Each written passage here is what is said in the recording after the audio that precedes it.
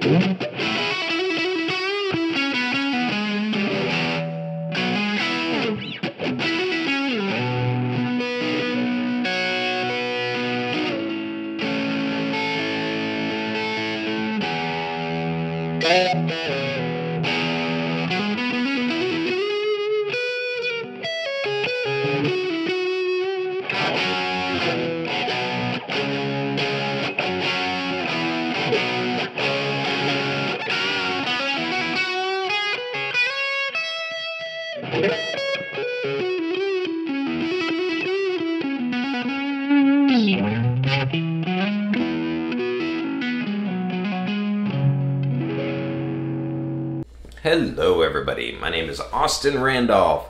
The housekeeping to get out of the way. If you like what I do here, if you could subscribe to my channel, that would be great. I'm getting really close to 1,000, like I can almost taste it.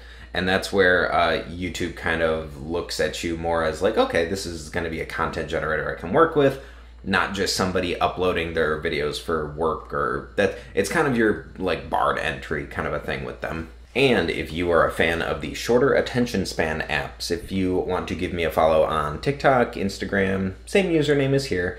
And the last is that now that I'm a good old-fashioned company whore and I'm working with Sweetwater in a partnership, I'm gonna have a link down below to this guitar in the description if you want to check it out. And if you're planning on grabbing one, if you've been thinking about grabbing one, if you use that link, obviously it helps me out. So I think that's it.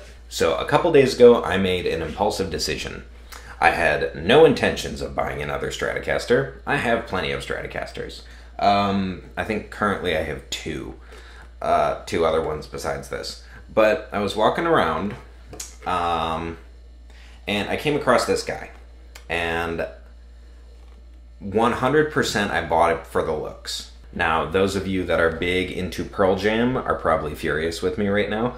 And I don't dislike Pearl Jam. I just, you know, I know a couple songs. I like a few songs. I was just never like raised in a supremely Pearl Jam household, if that makes sense.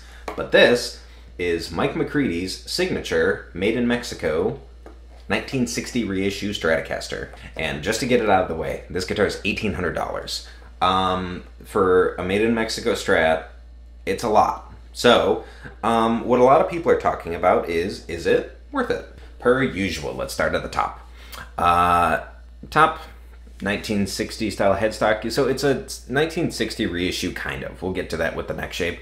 Vintage tuners. And you get Mike's signature on the back there. You actually have some nice checking on the clear coat that they put on the neck and the headstock. Not really any checking in the body, by the way. Nitrocellulose paint job, again. This is supposed to be the more approachable, like, Mexican market, so you don't go to the custom shop to get it. But point is, this is Mexico trying to do Fender Custom Shop. Basically, that's what I'm gathering out of it.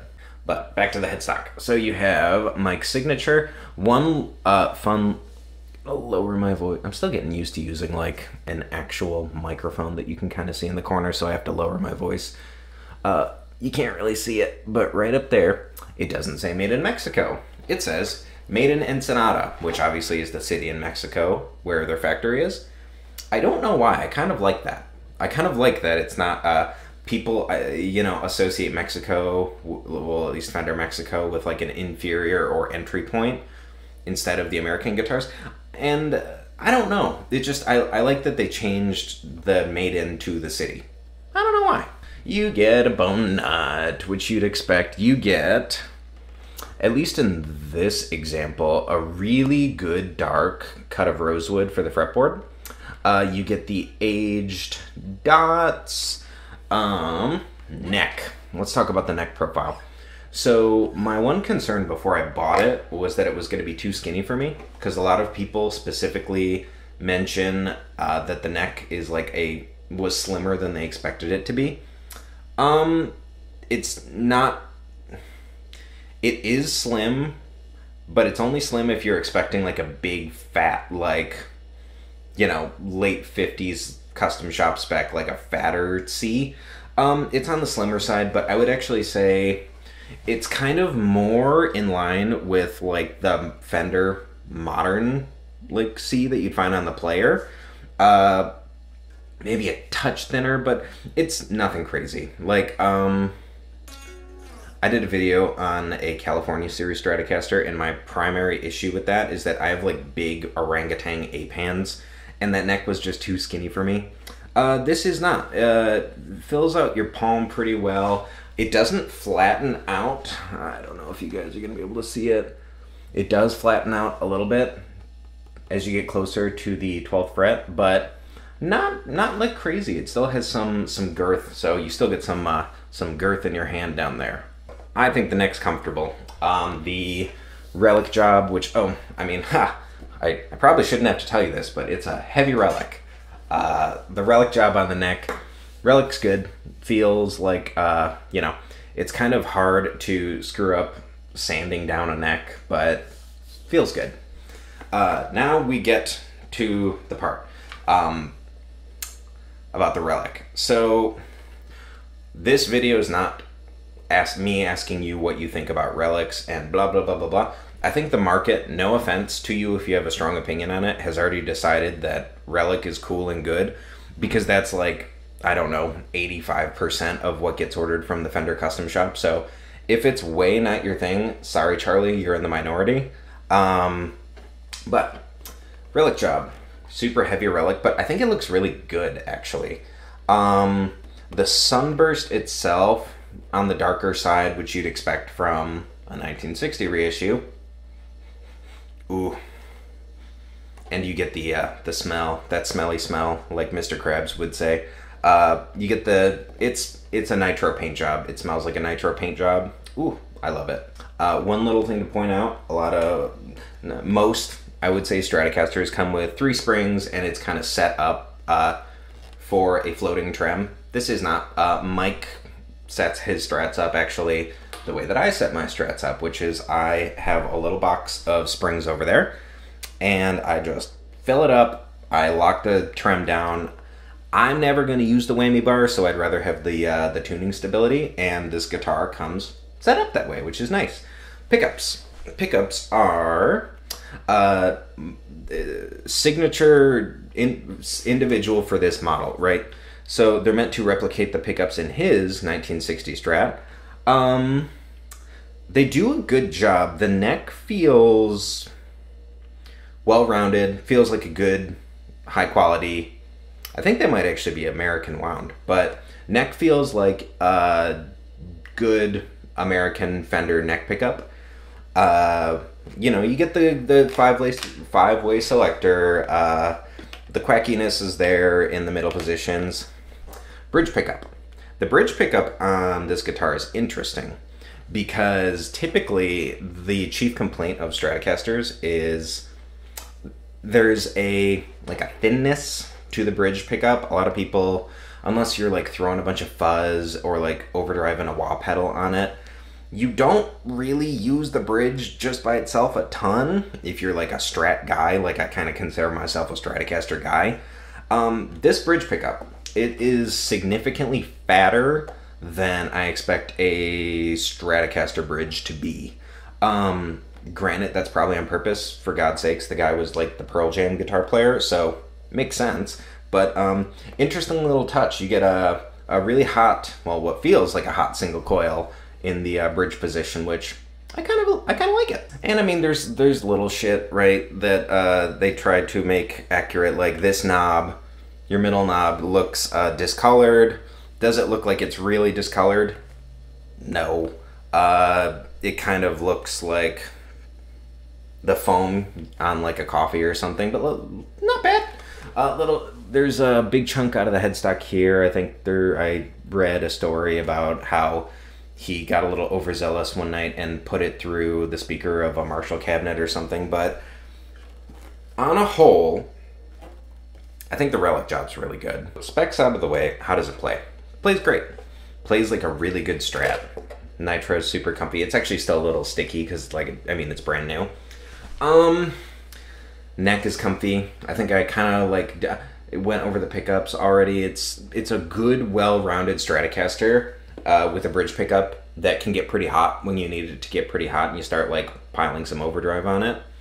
But this feels and sounds like a really, really high quality, good Stratocaster that's kind of like built to be a rock machine, which, oh, and look like it too, obviously. I mean, it's no secret, man. I mean, if you're buying this guitar, you either love Pearl Jam and you love Mike McCready, or you're buying it because it looks really, really cool. I think it nails both of those. It sounds good. It looks really, really, really cool. I have a bone to pick. I have a little bit of a bone to pick. I know certain stores do like in-person discounts kind of a thing, but the sticker on this with like the link I'm going to throw down, I think it's like 1,800 bucks. Right around there. I can only speak to this guitar, but let's see if you can hear this. Okay, so there's some crunchiness. Frets are a little crunchy. I feel so bad whenever I like have a product that I'm talking about that I actually do really like, and I have to shit on it a little bit, but I have to shit on it a little bit. When I first got this, it was actually set up pretty well from the factory. I mean, action was kind of high, but action's always kind of high when you buy a guitar new. So drop that down. The first note I bent, right? And as I was going through looking at the frets, they were really dirty, and all of them were super, super crunchy. I mean, I'm talking like crunchier than the cheapest Epiphone I've ever bought, to the point where I'm looking at it, it's like, okay, so somebody set it up, somebody even like tweaked the pickup height while they were setting it up at the factory. It made it through all those steps. And the fret ends are good. Fingerboard is rolled well, like all of that's done really well. I think somebody forgot to polish the frets. And that's fine. That's gonna happen with a product like a guitar that's like relies so much on individual labor and craftsmanship. You can't automate the guitar making process, at least, you know, not yet, and we don't want that. But man, it does kind of, it was a little, not a little, it was pretty disappointing, honestly, to pay this much for a guitar and then get it out of the box and, oh, it's so pretty and, oh, it sounds good. And the first thing I have to do is, you know, like polish the frets myself. Look, if you don't mind that, I'm one of those people where, like, if this is what is going to be in my hands for years, and frankly, it looks this cool, and it plays really well outside of the frets, I don't mind taking 15 minutes to polish them with some, you know, like steel wool and stuff. But even the fretboard was like oiled and moist and not dried out, like everything was done right except for the frets, which weren't done at all. So I just wanted to give that disclaimer. Nothing irritates me more than when somebody's reviewing a guitar and they say it's the greatest thing of all time, and then you go to the Sweetwater reviews and you're like, oh, I think that dude on YouTube is like full of shit, and they were like paying him to do this. It was kind of disappointing. The frets, honestly, next when I blow through these strings, I'm probably gonna polish them again, because they're still a little crunchy. I missed a few spots, but like they weren't polished at all, which on a guitar that costs $1,800 kind of sucks, which I understand. Even though it only takes 15 minutes to like fix, I get it, but I don't know, it's complicated. do with that information what you will.